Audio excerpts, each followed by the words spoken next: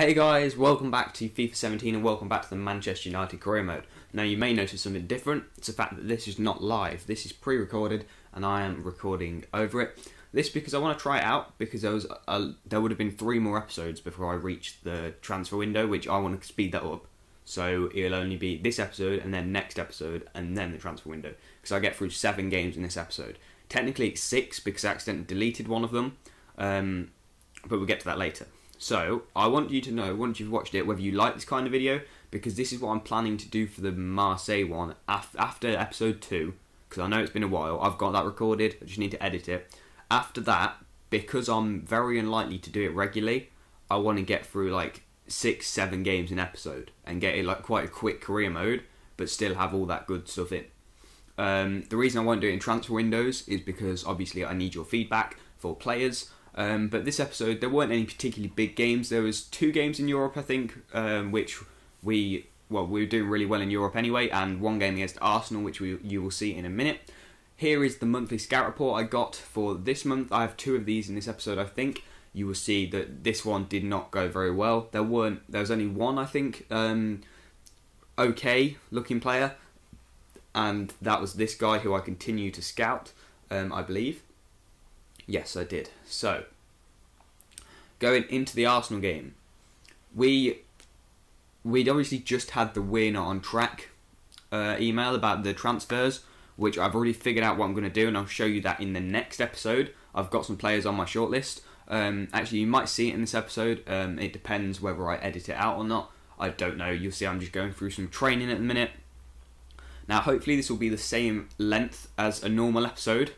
But then it won't have the bits in between where I talk about it. It will literally probably just have goal after goal after goal after goal, or important things, penalties, red cards, whatever, or injuries, because we had more of them. Okay, so going into the Arsenal game, I put out the strongest team I possibly could. Obviously with the injuries and stuff, I couldn't really do like the strongest team, so I put out the strongest team I could. It's a big game. We're currently sitting in 6th, I think, at this point. And we've obviously just got the "we're not on track" thing, which I'll sort out. I've got players on the shortlist already for that you'll see in the next episode. You can see me here. I'm sorting out the team. You'll see Depay on the left. I do play with Depay quite a bit in this episode, simply because he's actually done all right. He's not been as bad as what he has in real life, and you might say, "Oh, he hasn't had chances." That's probably because he's been quite bad. But you'll see Ibrahimovic and Darmian are both injured, so I have to play kind of... It's a mix of my strongest team and like a reserve team, so it's kind of somewhere in the middle. Tuanzebe had a good episode as well. He sadly gets injured later on though, which is always a problem. So now, we're going to go and see how we fare against Arsenal. Okay, so going into the Arsenal game, I was feeling quite confident we should get the win here.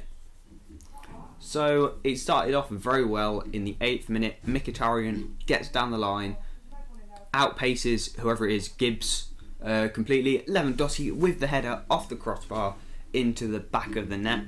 Now, sadly, as you'll see, this did somehow count as a David Ospina own goal, and it was one of those, like, it should have counted as Lewandowski's, but it was classed as an own goal simply because David Ospina did technically touch it after it hit the crossbar and it went in, which I suppose would be an own goal in real life. But then I got Valencia sent off. He's already on a yellow card, and I made a very stupid challenge, so he was out for our next game. And that was it. There wasn't much in this game, and we won 1-0, so a brilliant result all round. Okay, so coming off the back of that Arsenal win, I was confident again. We were looking good. We played quite well in that game despite having a player sent off. And our next game was against, if I can remember... Oh, this is what I was saying earlier, I think. You see that it says Darmian and Ibrahimovic have been cleared for training sessions. And then if I go back and look at when the message came through saying they're out for a month, it was exactly 2 weeks ago. And then I couldn't play Ibrahimovic. I could play Darmian, but I couldn't play Ibrahimovic, so I don't know what was going on, whether it was a glitch, whether that was meant to happen or what. But I spent a long time trying to figure this out, and in the end I just didn't. So, in the end, I just went into the game against Fenerbahce, having after, well, this, Depay wanted to play the game. I said, yeah, I changed it up a bit. I went and changed the squad quite drastically, if I remember correct, or was that another game? I know at one point in it, after the Fulham game, which is next, I had a West Ham game, but I accidentally deleted the footage, and I'm gonna be honest with you. We lost 3-0 because I played a really, really weak team. I played what's his name? I played Vittori, El Vittori, right back. He's 58 rated because he asked to play. So I played him in a Premier League game, which was a bit stupid of me, and we lost 3-0, which was not good at all. So that was accidentally deleted, and you might say, well, why isn't it just a coincidence that the game he loses is accidental and he accidentally deletes it? Well, if I wouldn't have told you the score if I meant that, or I would have played it again. But this moment of magic from Mkhitaryan in the Fenerbahce game is the one thing that divided us from them. Look at that. Boom. That is the only goal of the game. Gonna go ahead and spoil it right now. What a goal. He just dribbled through 3 of them and then put it in the top left hand corner. And that was literally it for the whole game. It was the most boring game ever. So now we're going to go and sim the Fulham game, and you'll see I do change that's the lineup I changed to. If you want to pause it to have a look, you can. I didn't include footage of me making the team. I didn't think there'd be any point, but I think we win this game. Is it 3-0? It is, I think, because I watch it for a bit and then just skip it. Yeah, 3-0, Martial 2, Bailly 1. Bailly's doing really well this season. He's one player I definitely want to keep for the next season. And then the West Ham game happened in between this Everton game and in between the Fulham game, and it didn't go very well, as I've already explained. And you see I made quite a few changes in this one as well, mainly from the last game. See, look, Ibrahimovic, I still couldn't use him. It said that player is injured, and although it popped up with the symbol he was injured, it, like a week ago, had came back and said he was fine. So I really had no idea what was going on with that situation. So I put out somewhat of a reserve team, if I remember correctly. Well, I say reserve, it had the odd good player in. Or actually, no, I didn't. Looking at the selection now, I left it like my proper team. So just forget everything I've said. Okay, so going into the Everton game, once again, I've said this multiple times in this video, I was very confident. So we kicked off and all was not going very well. And then you notice it's 90 plus 3. It's the end. Literally nothing happened. We finished 0-0 and literally nothing happened. So I went straight into the next game, the final game of our group stage in the Europa League. I was about to say the Euros, against Feyenoord. Martial darts down the wing. Rashford's there with a brilliant header to send it into the back of the net 24 minutes into the game. Before that, it was quite a stalemate, and it took a little while for me to get going again. But when I did, the floodgates just opened. I think I scored, I'm going to spoil it for you, I think I scored like 2 in like 2 minutes. You'll see them now. You think, Mata, brilliant ball. Thought Martial was offside, he wasn't. Runs on. Martial, going to put it in the bottom corner, is it? No. Hits a post. Rashford? No. Gets blocked. Mkhitaryan? No. Cross it to Martial, hits the crossbar. And then Mata goes and scores arguably the hardest shot out of all of them. And he managed to get it in when the easy ones didn't go in. Paul Pogba, by the way, was brilliant in this game. Went a bit of a dribble there, passed it through to Rashford. Rashford with the Trivela shot, if you don't know what that is, it's the outside of the foot shot. Ricardo Quaresma is very notorious for using them. And he put it right in the top corner. Look at this for a replay. Brilliant play by Pogba. I didn't realise there was no defender, so I tried to chip it and it worked. But there was no need, really. And then that was it. That was the end of the game. We finished with a clean sheet, and that made it. It meant that we won every single game in Europe, which is really good in a group that consisted of Feyenoord and Fenerbahce, who are no pushovers. They might not be like Champions League quality, but they're no pushovers at all. I could quite easily have drawn with them. Okay, so we got the message again. We're not on track.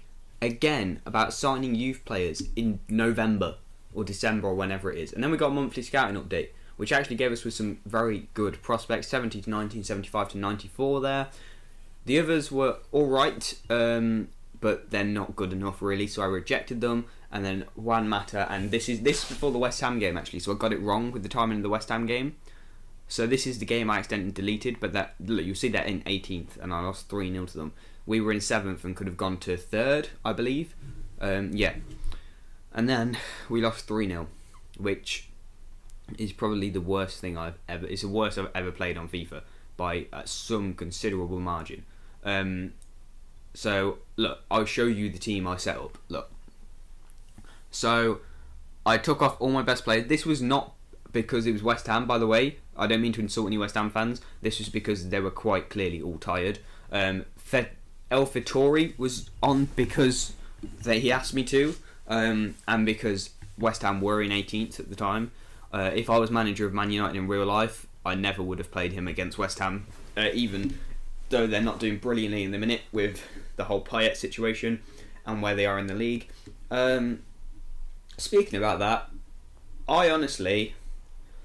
I'm not a West Ham fan, but what Payet's done, I don't agree with it, but I don't agree with the way people have handled it and how they have reacted. The bit where he said he'd feign injury, I understand people reacting that. I'd be really angry if one of our players did that. But when he says he doesn't want to play, and he's essentially just handing in a transfer request, and people are calling him a snake. It's not like he's gone to Tottenham or something. He's going back to Marseille, probably, which is not any threat to West Ham. I know he's left the club and he said he doesn't want to play, but think about how much he's done. They wouldn't call Leicester people call N'Golo Kante a snake. He's not. He's gone to Chelsea. They're a much bigger club. You can't expect him to stay at Leicester forever. But then in this Crystal Palace game, the last game of the episode, Rashford goes and scores that. He's telling me to shut up about Payet and look at his mad skills. That's 4 goals like that, I think, this season. And then that was it again. It's been quite a short episode because it's been like this. Tell me if you enjoy episodes like this in the comments.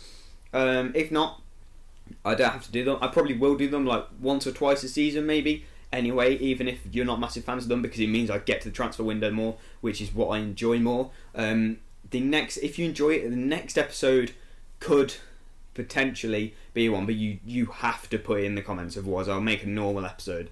And there's 4 games until the transfer window, so I want to get into the transfer window as quick as possible, which is why I'm releasing this before doing the other one. So usually I record them in bulk when they're not in the transfer window, but I need your comments on this one. See if you like the video and who you want to sign. So once I release this, I'll give it about an hour or so, and then if there's no comments by then about what you like, whether you like this kind of style, and by the way, I won't do this every video. I'll do this when we're not in a transfer window. Again, not for every video in that time, just for a few of them. But you really need to tell me if you like this in the comments, or you don't mind it, or what, or if you'd like them every now and again. Because if you quite like them, I will record the next one like this to get through the 4 matches that are left. If not, I'll have to do a proper episode and could potentially only put the 3 in and would only go into the 31st, I think, meaning that the January transfer window will take a few more episodes. But that is all for today. Leave it in the comments, I really would appreciate that. And for now, see ya.